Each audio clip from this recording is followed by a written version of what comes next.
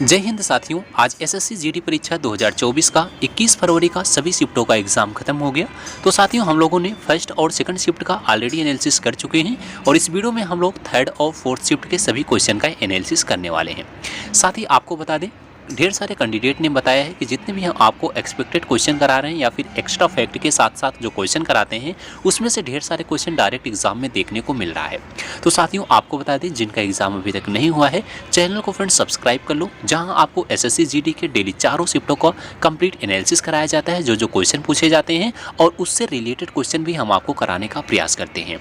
तो एग्जाम में आपके डायरेक्ट क्वेश्चन देखने को मिल रहा है। अगर हम आपके प्रीवियस जो आपका शिफ्ट हुआ है कल का, तो उसमें देखें तो 3 से 4 क्वेश्चन हर एक शिफ्ट में आपका रिपीट भी हो रहा है।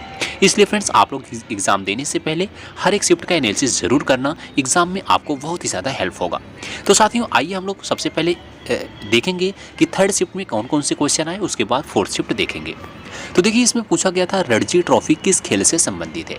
तो देखिए ना फ्रेंड्स, ये क्वेश्चन आपका रिपीटेड क्वेश्चन है। अभी कल आपका क्वेश्चन पूछा गया था क्रिकेट से संबंधित है, तो क्रिकेट इसका राइट आंसर था।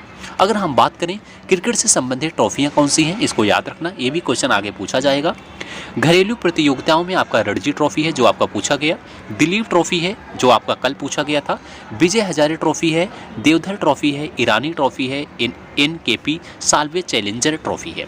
तो ये सभी जो है ट्रॉफी क्रिकेट से संबंधित है, इसको आप लोग याद रखिएगा। इंपॉर्टेंट ट्रॉफी का नाम है। आगे क्वेश्चन फ्रेंड्स आपका यहीं से देखने को मिलेगा, जो हमने आपको प्रीवियस कराया था वो भी अभी आज देखने को मिला है। नेक्स्ट क्वेश्चन आपका पूछा गया था हरेली किस राज्य का उत्सव है। देखिए हरेली की बात की जा रही है, हरेली किस राज्य का त्यौहार है या फिर उत्सव है। तो याद रखना फ्रेंड्स, यह जो है छत्तीसगढ़ का त्यौहार है। छत्तीसगढ़ में जो है हरेली मनाया जाता है। तो हरेली कहाँ का है? छत्तीसगढ़ का त्यौहार है। अगर पूछा जाए छत्तीसगढ़ का जो है पहला त्यौहार या फिर प्रमुख त्यौहार कौन सा है, तो हरेली है, इसको भी याद रखना। अगर देखिए यहाँ पर प्रसिद्ध त्यौहार दिए गए हैं, इसमें से और भी पूछा जाएगा कि हरियाणा का सबसे प्रसिद्ध त्यौहार क्या है, तो बस्तर दशहरा है। तो बस्तर दशहरा जो है प्रसिद्ध त्यौहार है और पहला त्यौहार पूछे तो हरेली है। तो 2 क्वेश्चन आपके यहाँ से क्लियर हुए, दोनों प्रमुख क्वेश्चन है, इंपॉर्टेंट क्वेश्चन है। पहला त्यौहार जो है छत्तीसगढ़ का कौन सा है, तो हरेली लगाना, लेकिन प्रसिद्ध पूछे तो बस्तर लगाना। अगला पूछा गया था आपका भारत के वर्तमान महान्यायवादी कौन है। तो महान्यायवादी की बात करते हैं, आर वेंकट रमणी जो हैं भारत के वर्तमान महान्यायवादी हैं। अगला क्वेश्चन आपका पूछा गया था फ्रेंड्स, कजरी लोकगीत किस राज्य से संबंधित है। तो देखिए कजरी की अगर हम बात करते हैं, यह जो है उत्तर प्रदेश का जो है लोकगीत है।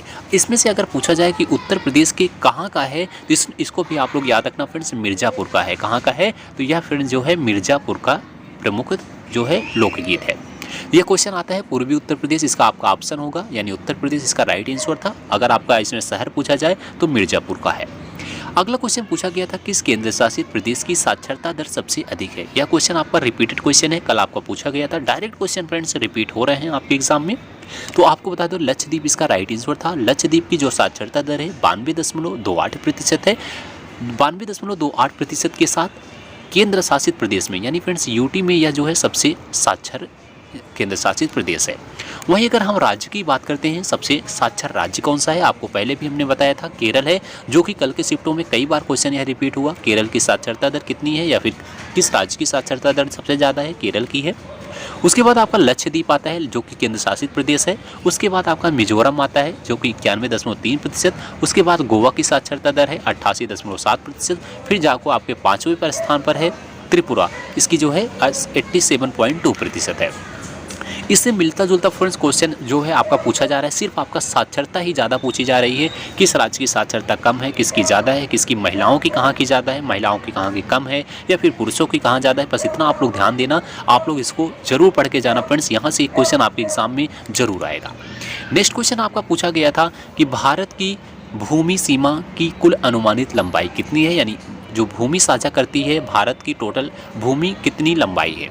तो इसकी जो है 15,200 किलोमीटर की लंबाई है। तो 15,200 किलोमीटर इसका राइट आंसर होगा, इसको भी देखिएगा। अभी कल के शिफ्ट में क्वेश्चन पूछा गया था भारत की कितनी जो है समुद्री सीमा साझा करती है, कितने देश की, तो इसमें 2 देश आपका था। नेक्स्ट क्वेश्चन आज पूछा गया था कि 2023 पुरुष हॉकी विश्व कप भारत के किस राज्य में हुआ था। तो देखिए जो हाल ही में 2023 का पुरुष हॉकी विश्व कप हुआ था वो किस राज्य में हुआ था? तो आपको बता दें उड़ीसा में हुआ था। उड़ीसा के नवनिर्मित बिरसा मुंडा अंतर्राष्ट्रीय हॉकी स्टेडियम के साथ साथ इसके में आपका उड़ीसा की राजधानी भुवनेश्वर में भी स्थित कलिंग स्टेडियम में हुआ था। तो कहाँ हुआ था? 2 अंतर्राष्ट्रीय स्टेडियम में, आपका बिरसा मुंडा और आपका जो है कलिंगा स्टेडियम में हुआ था। किस राज्य में? तो उड़ीसा आपका राइट आंसर था। अब इससे क्वेश्चन आएगा कि 2023 पुरुष हॉकी विश्व कप जो है किसने जीता है? तो विजेता आपका पूछेगा तो जर्मनी ने जीता था। तो इसका राइट आंसर जो था फ्रेंड्स आपका बिल्कुल सही था, जर्मनी। नेक्स्ट क्वेश्चन आपका पूछा जाएगा कि धमाल नृत्य किस राज्य का एक लोकप्रिय नृत्य है? देखिए नृत्य की बात करें धमाल की, तो धमाल हरियाणा का जो है लोकप्रिय नृत्य है। तो हरियाणा इसका राइट आंसर था। इससे मिलता जुलता और क्वेश्चन आएगा कि हरियाणा का प्रसिद्ध नृत्य कौन सा है? तो देखिए प्रसिद्ध पूछा जाए तो फाग नृत्य है। तो फाग इसका राइट आंसर होगा। याद रखना हरियाणा का प्रसिद्ध नृत्य कौन सा है? फाग है। धमाल कहाँ का है? तो याद रखना हरियाणा का है।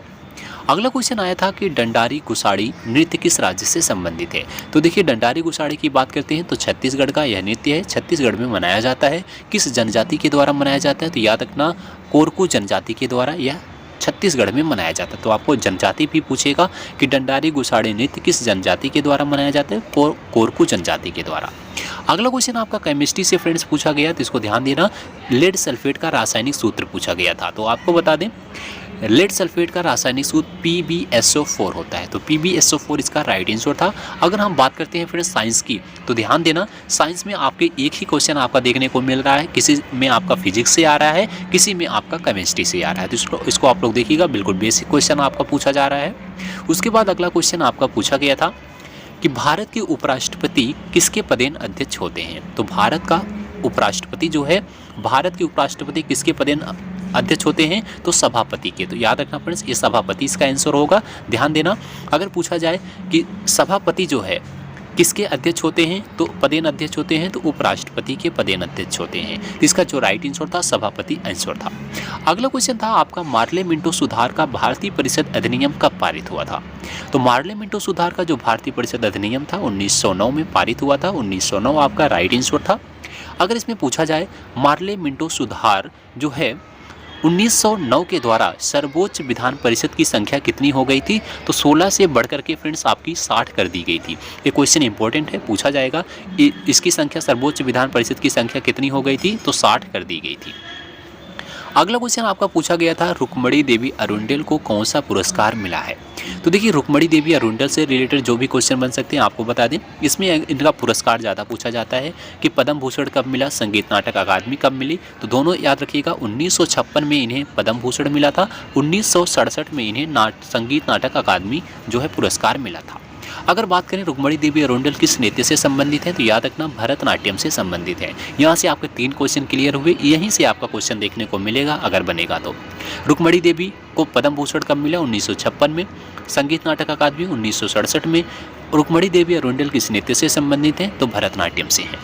अगला क्वेश्चन आपका पूछा गया था इंदिरा गांधी ने किस पंचवर्षीय योजना के दौरान 14 प्रमुख भारतीय बैंकों का राष्ट्रीयकरण किया था? तो आपकी चौथी पंचवर्षीय योजना थी। चौथी पंचवर्षीय योजना बिल्कुल सही था। अगर हम चौथी पंचवर्षीय योजना की कार्यकाल की बात करते हैं तो 1969 से 1974 तक इसका कार्यकाल था। कार्यकाल भी पूछा जाता है, याद रखना। उसके बाद आपका इससे क्वेश्चन बनेगा कि इसका उद्देश्य क्या था? तो याद रखना फ्रेंड्स इसका उद्देश्य था शिक्षा के मानकों में सुधार लाना। शिक्षा के मानकों में सुधार लाना किस पंचवर्षीय योजना का उद्देश्य था? तो चौथी पंचवर्षीय योजना का उद्देश्य था। तो साथियों जितने भी हम आपके क्वेश्चन बताए हैं ये सभी क्वेश्चन 3rd शिफ्ट में पूछे गए थे। इससे रिलेटेड क्वेश्चन आप लोग पढ़ के जाना। जितने भी टॉपिक से क्वेश्चन हमने आपको बताया, जैसे आपका पंचवर्षीय योजना है, जनगणना है, लोक नृत्य है, वाद्य यंत्र है, इन सबको आप लोग देख लीजिएगा। यहाँ से डायरेक्ट क्वेश्चन आपका पूछा जा रहा है। आइए अब हम लोग 4th शिफ्ट के क्वेश्चन को देखते हैं। 4th शिफ्ट में क्वेश्चन पूछा गया था कि आईपीएल की शुरुआत कब हुई थी? मोस्ट इंपॉर्टेंट क्वेश्चन है, कई बार क्वेश्चन पूछा गया था। तो आईपीएल का पहला मैच फ्रेंड्स 18 अप्रैल 2008 को खेला गया था। क्वेश्चन बनेगा कि आईपीएल का जो पहला मैच हुआ था किसके किसके बीच हुआ था? तो रॉयल चैलेंजर्स बेंगलोर और कोलकाता नाइट राइडर्स के बीच यह मैच खेला गया था। तो कब खेला गया था? 18 अप्रैल 2008 को। किस किस टीमों के बीच? बेंगलुरु और कोलकाता नाइट राइडर्स के बीच खेला गया था। अगला क्वेश्चन याद रखना, इससे मिलता जुलता पूछेगा कि 2008 का जो पहला आईपीएल खेला गया था उसमें विजेता टीम कौन सी थी। तो फाइनल विजेता कौन से जीता था, किस टीम ने, राजस्थान रॉयल्स ने जीता था। तो यानी पहला आईपीएल खिताब किसने जीता, राजस्थान रॉयल्स ने जीता। कब हुआ था, 2008 में। कौन कौन सी टीम के बीच पहला मैच खेला गया था, रॉयल चैलेंजर्स बेंगलोर और कोलकाता नाइट राइडर्स के बीच। नेक्स्ट क्वेश्चन आपका पूछा गया था, किस केंद्र शासित प्रदेश की साक्षरता दर सर्वाधिक है। तो देखिए यह भी क्वेश्चन आपका रिपीटेड क्वेश्चन है। अभी हमने आपको बताया लक्षद्वीप केंद्र शासित प्रदेश है जिसकी साक्षरता सबसे ज़्यादा है। अगर सबसे कम साक्षरता पूछता है किस केंद्र शासित प्रदेश की है, तो दादर और नगर हवेली की है, 77.24% है। तो इसको ध्यान देना, सबसे ज़्यादा लक्षद्वीप, सबसे कम जो है दादर और नगर हवेली है, ये आपका केंद्र शासित प्रदेश में है। अगर पूछा जाए राज्य की, तो सबसे ज़्यादा आपका केरल का है और सबसे कम आपका बिहार का है। अगला क्वेश्चन पूछा गया, हार्नबिल किस राज्य का त्यौहार है। क्वेश्चन बार बार पूछा जाता है, नागालैंड का त्यौहार है। अगर पूछा जाए किस जनजाति के द्वारा मनाया जाता है, तो नागा जनजाति के द्वारा मनाया जाता है। अभी कल के शिफ्ट में क्वेश्चन यह पूछा गया था। अगला क्वेश्चन इसमें पूछा गया था, बंगाल आंदोलन कब शुरू हुआ था। तो देखिए बंगाल आंदोलन की बात करते हैं तो 1828 इसका राइट आंसर था। 1828 में बंगाल आंदोलन शुरू हुआ था। अगर पूछा जाए बंगाल आंदोलन के नेता कौन थे, तो नेता याद रखिएगा फ्रेंड्स, बंगाल आंदोलन के नेता Anglo Indian Henry Vivian Derozio थे। नेता भी पूछा जाता है, इसको याद रखना। नेक्स्ट क्वेश्चन आपका पूछा गया था, मटकी नृत्य किस राज्य से संबंधित है। तो आप सबको पता होगा मटकी फ्रेंड्स जो है मध्य प्रदेश का नृत्य है। किस जनजाति के द्वारा मनाया जाता है, तो इसको याद रखना, जो है खान बदोश जनजाति के द्वारा मनाया जाता है। तो खाना बदोश जनजाति के द्वारा कौन सा नृत्य होता है, मटकी नृत्य होता है। कहाँ होता है, मध्य प्रदेश में। अगला क्वेश्चन आपका पूछा गया था, मौलिक कर्तव्य किस अनुच्छेद में है। तो आप सबको पता होगा संविधान के भाग 4 में सन्निहित 51 का मौलिक कर्तव्यों के बारे में बताता है। यानी मौलिक कर्तव्य किस अनुच्छेद में है, आपका अनुच्छेद 51A में है। उसके बाद अगर हम बात करें मौलिक कर्तव्य कुल कितने हैं, तो याद रखना 11 मौलिक कर्तव्य हैं। अगला क्वेश्चन था, संसद का वर्णन किस अनुच्छेद में है। तो संसद का वर्णन आप सबको पता होगा फ्रेंड्स, अनुच्छेद 79 यानी 79 में है। तो इसका राइट आंसर 79 बिल्कुल सही था। अगला क्वेश्चन आपका पूछा गया था, पहला वर्ल्ड कप भारत कब जीता था। तो देखिए खेल से हर एक शिफ्ट में क्वेश्चन एक पूछा जा रहा है। थर्ड शिफ्ट में भी खेल से आया। इसमें आपका देखिए आईपीएल से भी क्वेश्चन आया और आपका क्रिकेट से संबंधित क्वेश्चन आया इसमें। तो पहला वर्ल्ड कप पूछा गया कब हुआ था, तो आप सबको पता होगा 1983 में भारत ने फाइनल में वेस्ट इंडीज़ को हराया था। यानी वर्ल्ड कप जो है, पहला वर्ल्ड कप भारत कब जीता, 1983 में जीता था। दूसरा कब जीता, 2011 में जीता था। अब तक वनडे विश्व कप में कुल 13 संस्करण खेले जा चुके हैं। मोस्ट इंपॉर्टेंट क्वेश्चन यहाँ से बनेगा कि अब तक वनडे वर्ल्ड कप का जो है विश्व कप जो है कितनी बार हुआ है, तो 13 बार हुआ है। यानी 13वां संस्करण खेला जा चुका है। इसमें सबसे ज़्यादा कौन सी टीम ने वर्ल्ड कप जीता है, किस देश ने जीता है, तो ऑस्ट्रेलिया ने जीता है। आप सबको पता होगा ऑस्ट्रेलिया ने 6 बार वर्ल्ड कप जीता है।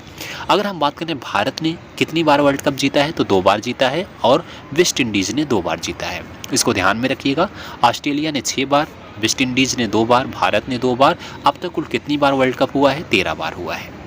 साथियों ये सभी क्वेश्चन जो है आज थर्ड और फोर्थ शिफ्ट के पूछे गए थे। हमने आपको पूरा कंप्लीट एनालिसिस जो है करा दिया आप आज के 21 फरवरी के चारों शिफ्टों का। अगर हम चारों शिफ्टों को अकॉर्डिंग अगर आपका देखें फ्रेंड्स लेवल कैसा था, तो फ्रेंड्स बिल्कुल आपका जो लेवल है इजी से मॉडरेट नहीं कहा जाता, बल्कि इजी ही लेवल आपका इसमें देखा जाएगा। क्योंकि फ्रेंड्स जितने भी स्टूडेंट्स एग्जाम दे के आ रहे हैं सब लोग फ्रेंड्स इसमें कह रहे हैं कि बिल्कुल ईजी क्वेश्चन आ रहे हैं। 80 क्वेश्चन में हर एक स्टूडेंट का प्रयास हो रहा है कि 70 प्लस क्वेश्चन को अटेम्प्ट करना। तो आप लोग फ्रेंड्स प्रयास कीजिएगा कि 70 प्लस क्वेश्चन को अटेम्प्ट करिएगा, क्योंकि फ्रेंड्स इसकी कट ऑफ आप सबको पता होगा बहुत हाई जाती है। इसलिए अगर 70 प्लस क्वेश्चन आप सही करके आएंगे तभी इसमें सिलेक्शन लेने की उम्मीद होगी। तो इसलिए फ्रेंड्स ये था आज का लेवल, और कल का भी हमने आपको पूरा कंप्लीट एनालिसिस कराया था चारों शिफ्टों का। एग्जाम देने से पहले बस आप लोग हर एक शिफ्ट का अपना एनालिसिस कीजिएगा, किस किस टॉपिक से कितने क्वेश्चन आ रहे हैं इसको देखिएगा, उस टॉपिक को आप लोग तैयार कर लीजिएगा। बस आपके इसी टॉपिक से क्वेश्चन देखने को मिलेगा। तो साथियों आज की वीडियो में बस यहीं तक। वीडियो अच्छी लगी हो तो एक बार वीडियो को लाइक करना, दोस्तों में शेयर करना, और हर एक शिफ्ट का इसी तरह से एनालिसिस करना चाहते हैं तो चैनल को सब्सक्राइब करके बेल आइकन को ऑन कीजिएगा। साथियों मिलते हैं अगली वीडियो में, तब तक के लिए जय हिंद जय भारत।